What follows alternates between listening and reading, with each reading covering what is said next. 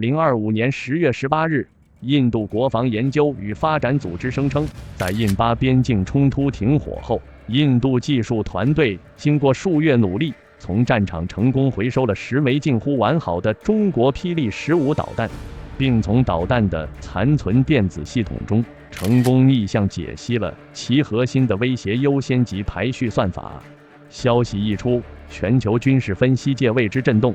10枚导弹的完好回收，其概率无异于天方夜谭，而破解复杂的与整个战机火控系统、数据链乃至战场指挥体系深度融合的算法，更是不可能的任务。无论真相如何，霹雳15这款被誉为空战规则改变者的先进中距弹，以这样一种意想不到的方式，再次被推上了军事科技的浪尖。回溯历史，这条通往霹雳15的王者之路，起点并非现代化的实验室，而是在半个多世纪前一片濒临战火的农田之中。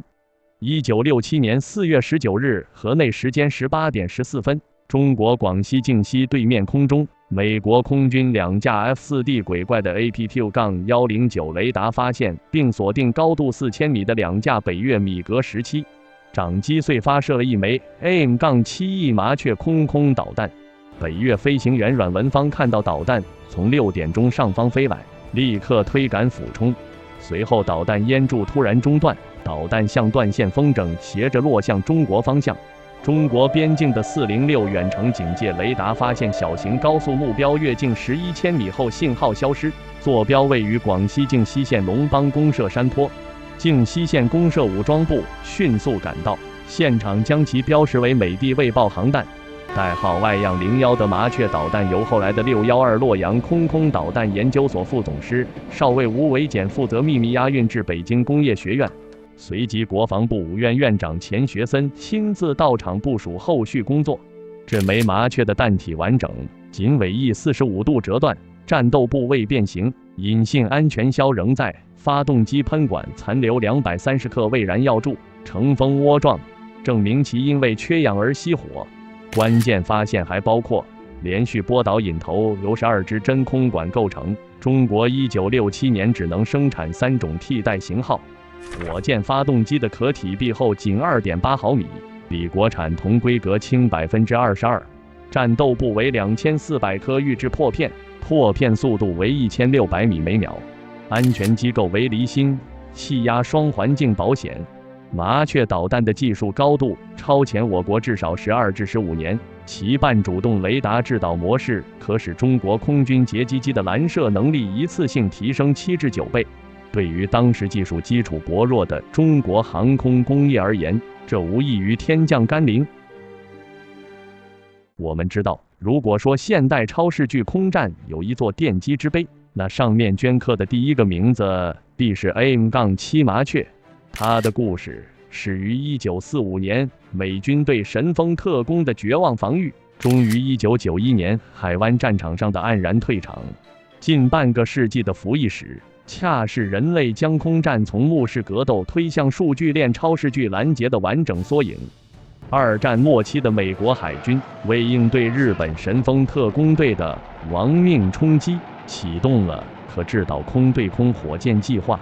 麻省理工辐射实验室将其为陆军开发的云雀地空导弹的雷达成波制导技术移植到了这个空射项目上，于是最早的 AIM-2 麻雀1诞生了。成波制导的逻辑原始而脆弱，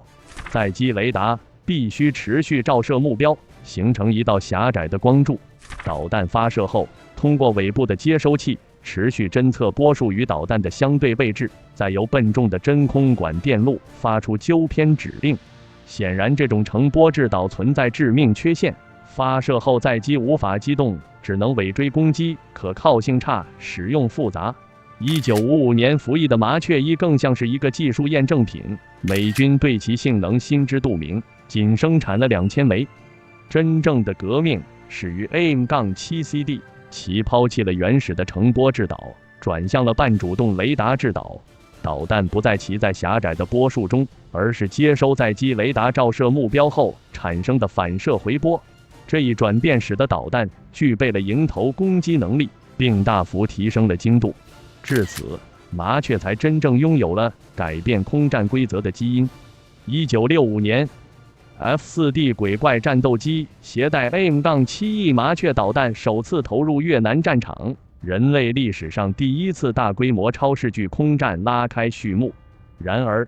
期待中的超视距猎杀迅速变成了飞行员的噩梦。早期麻雀的实战命中率低得可怜，仅有8%至10%，与测试场上的高命中率形成天壤之别。飞行员们沮丧地发现，他们发射的导弹常常如同脱缰的麻雀，要么发射后毫无反应地直飞出去，要么在中途轻易丢失目标。我们知道，半主动雷达制导仍然要求载机在导弹命中前持续用雷达照射目标。这10几秒内，鬼怪战机如同一个被定在空中的活靶子，无法进行剧烈机动，以规避敌机的攻击或地面防空火力。麻雀导弹大量使用真空管，发射时的巨大过载和震动极易导致故障。早期机载雷达在复杂地形，尤其是山地背景下，受地面杂波干扰，难以有效锁定和跟踪低空飞行的北越米格机，且极易受电子干扰。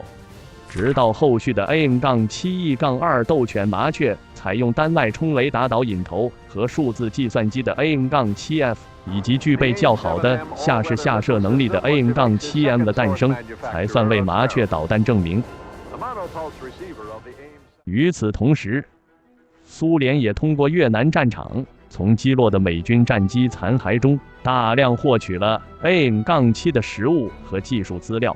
他们对麻雀的消化吸收催生了独具特色的苏系中距弹家族。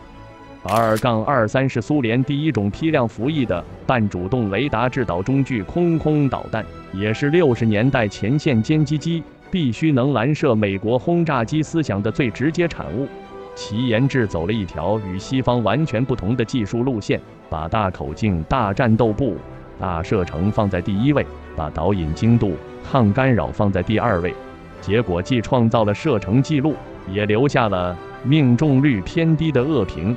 比如1982至1986年间，叙利亚米格23MF 共发射22枚 R-23， 据称击落了以色列1架 F-4E、2架 F-16A、1架 F-15D， 命中率仅18%。显然 R-23 的下视杂波抗干扰能力较弱，加之以色列装备的美制 ANALQ-131自卫电子战吊舱，其命中率远低于同时代 AIM-7F 的55%。直到叙利亚装备了 R-242， 在叙方记录8发3中，命中率才提升至38%。而中国在识获麻雀导弹几个月后，空军便提出1968年至1975年空导弹发展规划，第一次出现中距拦射4个字。1968年5月提出了霹雳4导弹的需求规格，射程方面，尾追18千米，迎头12千米，比 AIM-7E 低20%，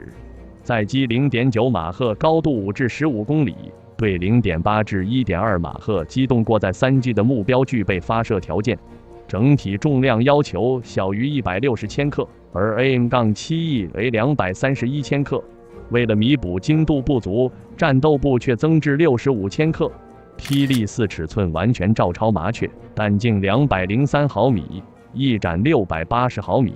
气动布局也是完全照抄，采用旋转弹翼式布局。位于弹体中部重心附近的可偏转弹翼很大，是主要升力面，且能偏转产生控制力。其比格斗弹传统的压翼更大，位置更为靠后，这样可以把导弹头部用于布置比红外导引头大得多的雷达导引头。三角形的弹翼采用了切尖设计，去除了弹翼在高速飞行中最容易发生颤震的部分，还是一间能够在高马赫数下躲在导弹弹头产生的激波锥内，显著降低了波阻。不过麻雀的 Mk-38 固体发动机复合推进剂比冲较高，而中国当时仅能生产5000克以下小尺寸浇筑固体火药，不得不提出液体先行、固体并行的方案。结果1972年8月的地面试车中，第2级涡轮泵轴承烧时，爆炸当量52千克的 TNT 把襄阳山沟试验台掀掉一半。1974年1月再次爆炸，液体发动机路线被正式判死刑，只能回到固体发动机路线。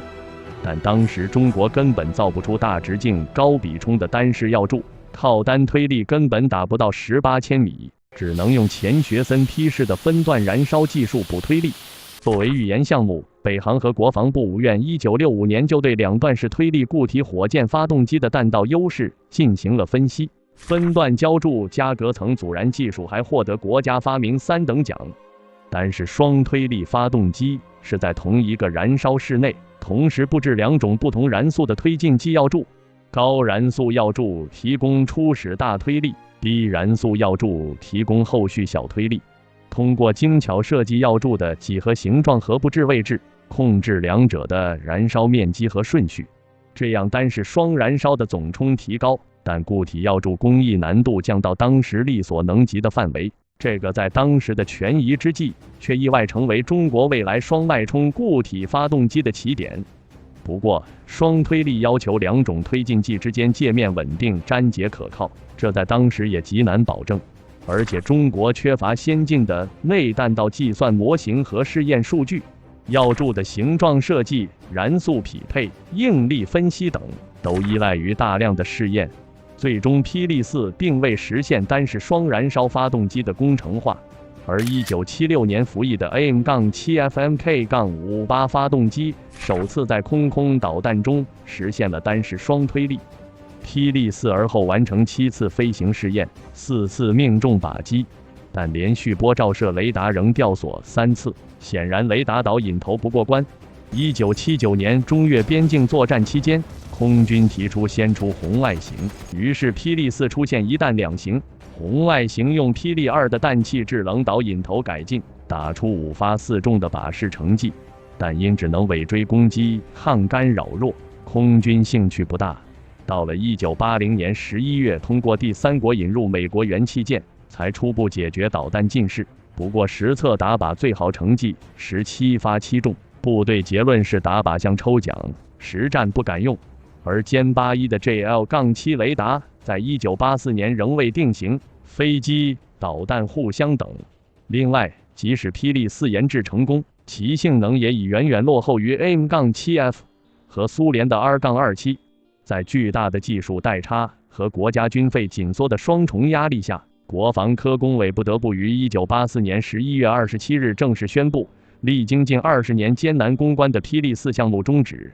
霹雳4研制历程为我军掌握半主动雷达制导提供了宝贵实践，技术队伍后来转攻主动雷达制导导弹，这催生了1990年代的主动雷达预研组，也就是霹雳12的前身。随着霹雳4下马，中国空军只剩霹雳2、霹雳5红外弹，最大射程仅7至8公里。而同期越南、印度已装备 R-23R， 我国歼82几乎无弹可挂，出现代差恐慌。同一时期，欧洲各国也在探索自己的中距弹之路。意大利基于 AM-7E 的技术，对导引头和电子系统进行了现代化升级，开发出了可靠性与抗干扰能力更优的阿斯派德导弹，其单脉冲导致接收机的下视能力-20 dB， 即弹在雷达可以在地面杂波比目标信号强100倍的环境下，依然有效区分并锁定目标，远优于 AM-7E 的-12 dB。固态电子组件的平均无故障时间为45小时，而 AM-7E 仅7小时。这是西方第一种在航展上公开可出售的非美制半主动雷达中距弹。对中国而言，等于跳过 AM-7EF， 直接拿到1970年代末西方水准。而要知道，当时美国拒绝出售 AM-7F， 法国超级 530D 政治意愿高，但要求中国先花费40亿美金购买100架幻影2000。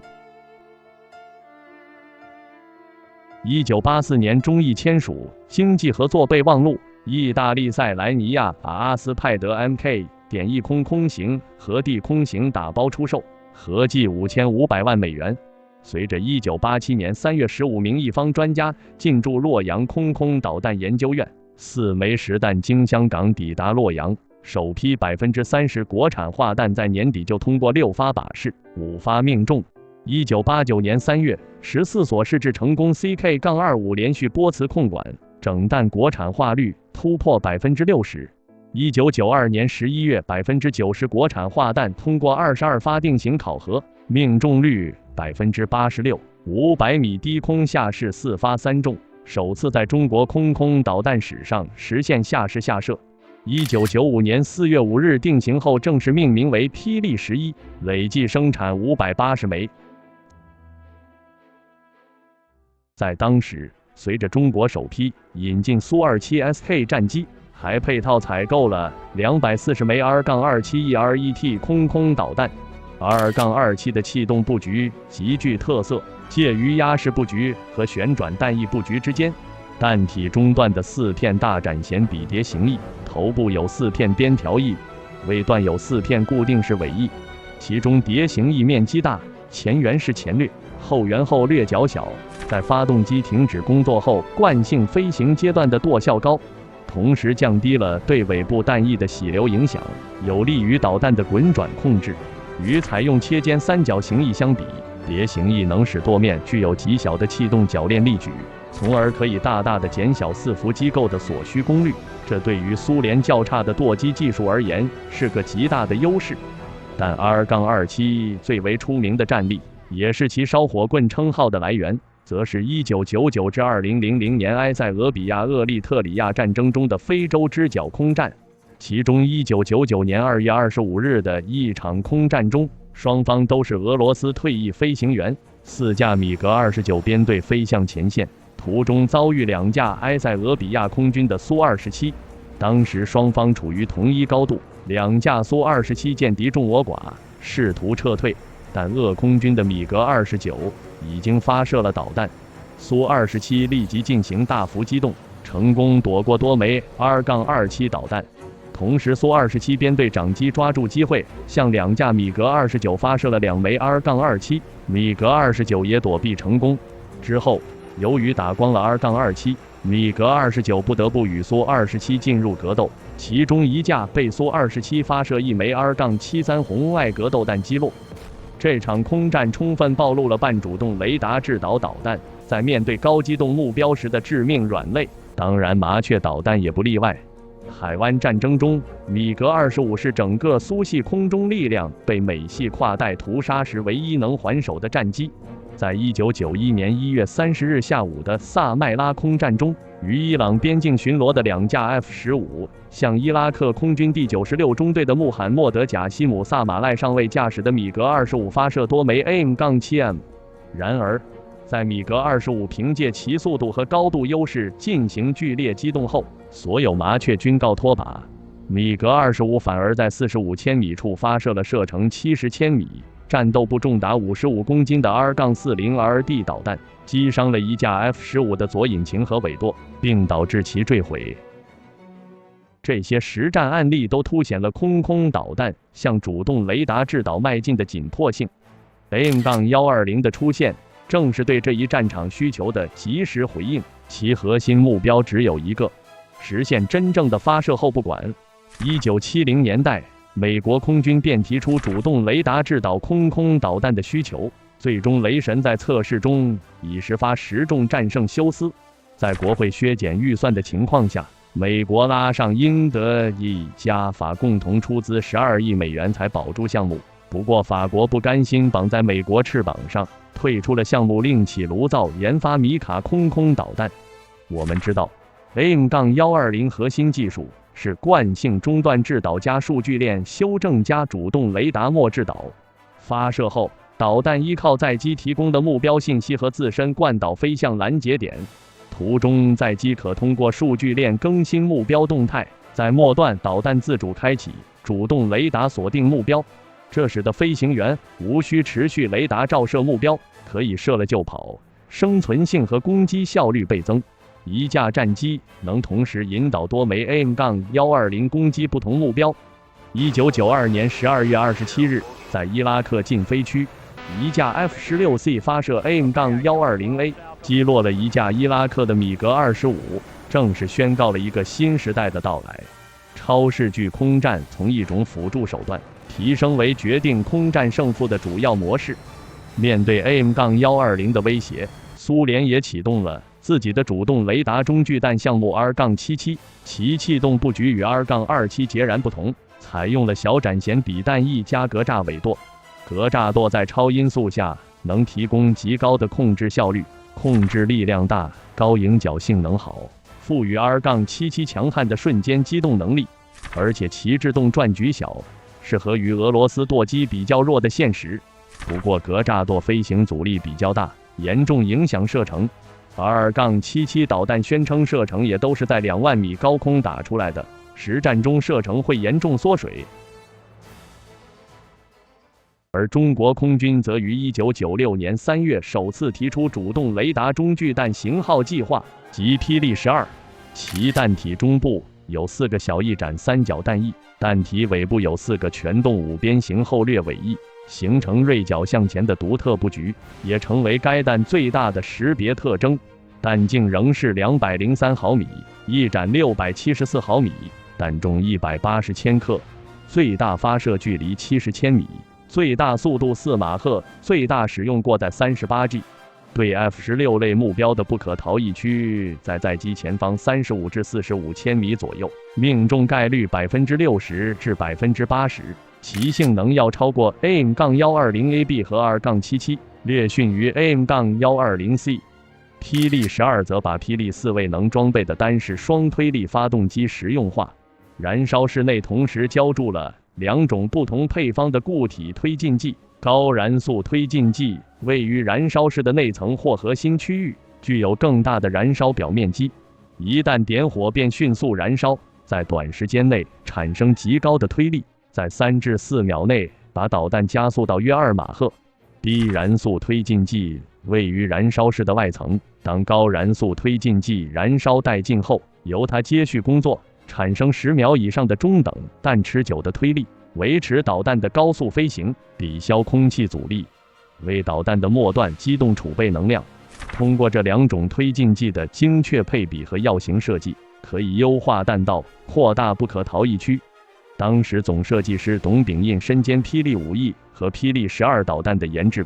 工作量十分巨大。2000年6月30日7时50分，天妒英才，董炳印这位伟大的总师在上班途中突发心脏病逝世，享年61岁。千斤重担压到了接任该型号总设计师未满38岁的樊慧涛肩上。樊慧涛不负众望，霹雳12定型试验中创造了中国空导弹试验的历史记录，13发13中，高于美军 AIM-120B 定型成绩。其中在2005年底，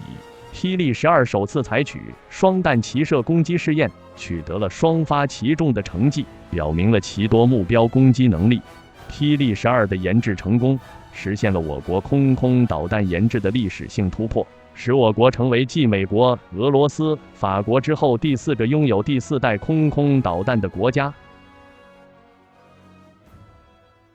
进入21世纪，全球中距弹竞争进入白热化。美国推出了终极改进型 AIM-120D，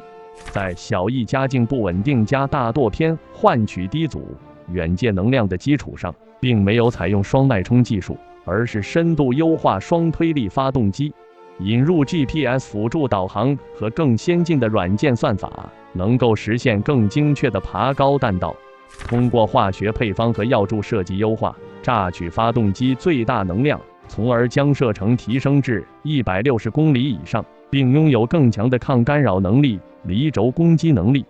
而欧洲6国则选择了一条更为激进的技术路径，他们认为传统固体火箭发动机在末段能量不足是致命缺陷，于是他们将目光投向了固体燃料冲压发动机，并在此基础上研制出了流星导弹，其射程达150千米，采用高能含硼固体燃料，比冲可达到6000至12000的水准，是传统火箭动力空导弹燃料比冲的3至5倍。全程通过吸气燃烧维持3至4马赫的速度，还可以通过调节推力大小分配冲量，采取高空巡航、俯冲攻击等弹道来延长动力段射程与增加末端交汇时速度，在整个飞行包线内都保持充沛动能。冲压发动机使其在80至100公里后仍能以 3.5 马赫以上的速度追击目标，其不可逃逸区被宣称是 AM-120 的数倍之大，甚至有可能具备2次攻击的能力，即在错过目标后再次启动发动机，在双向数据链引导下转向再次攻击目标，这是传统空导弹无法做到的。但冲压发动机结构复杂，亚音速阻力大，依赖空气进气，最高弹道高度一般不超过15000米，而且对大过载机动敏感，所以固体燃料冲压发动机推进的空导弹的极限射程较难进一步提高。美国 AM-120D 和欧洲流星导弹的出现，预示着未来超视距空战将是射程加能量的终极对决。而我国随着2011年歼20首飞，空军装备部正式下发2020年前空导弹发展规划，第一次出现远程双脉冲关键词。2013年5月，国防科工委批复霹雳15工程研制代号，定位第4代中远距主动雷达空导弹，与歼20空警2000同步形成体系战绩指标，继续由樊慧涛担任总师。射程方面，霹雳15对于 RCS 为5平方米目标，迎头射程大于145千米，远超霹雳12C 的70千米，不可逃逸区大于55千米，总重小于210千克，仅比霹雳12C 增重11千克。末端存速要求 1.5 瓦赫时仍可用 30G 过载机动，采用惯导加北斗加双向数据链加有源相控阵末制导模式，同一载机可制导6枚导弹攻击6批目标。为了兼容挂架，弹径保持203毫米，但长小于 3.996 米，以适配歼20的内置弹仓。双向数据链采用 L 波段加 S 波段双冗余，跳频1024A，可以接受载机、预警机、北斗卫星的数据链引导，数据更新周期为 0.1 秒，延迟小于20毫秒，从而保证中段导航累计误差小于30米。末端制导方面，有源相控阵导引头由 X 波段的 TR 组件96片组成，单片峰值功率8瓦，天线增益达36分贝。电子抗干扰措施包括自适应制零和跳频等，干性比大于60分贝。末制导阶段对 RCS 为5平方米目标，截获距离大于22千米。在保持歼20弹仓兼容性的前提下，霹雳15要实现射程和末端能量的双重飞跃，这意味着不能靠简单增大尺寸和重量来换取性能。传统的单式双推力发动机虽然解决了初期加速和续航问题，但推力曲线是固定的，无法根据实际交战情况灵活调整。理论计算表明，霹雳15如果仍然采用单式双推力发动机，55千米后的末速仅 1.15 马赫，且可用过载仅 18G。如果靠加大装药量提高能量，但重则严重超标，大于250千克。霹雳15的双式双脉冲发动机配备2个独立燃烧室，第一脉冲的燃烧室装填高燃速15毫米每秒的药柱，燃烧时间约3秒；第二脉冲的燃烧室装填低燃速4毫米每秒药柱，燃烧时间约12秒。两级脉冲配备2个独立电控点火器，点火间隔在60秒之内可设定，由载机火控计算机根据目标距离、速度等特征而灵活装定。显然，隔离装置是实现双脉冲发动机安全性设计的关键。第一脉冲发动机工作期间，要求隔离装置作为燃烧室结构的组成部分，提供第一脉冲稳定燃烧的场所，需要耐受高温高压的严酷环境，并保证全过程的结构完整性。更为重要的是，保证第二脉冲推进剂所受到的影响在规定的安全范围内，应起到阻燃隔热的作用。第二脉冲发动机激活时，要求隔离装置能够快速可靠打开，打开后不能产生有可能损害长尾喷管、燃烧室等的喷出物。霹雳15的双燃烧室隔板推测为12毫米厚的3维编织碳碳复合材料，表面敷设碳化硅涂层，从而保证烧蚀率小于0.15毫米每秒。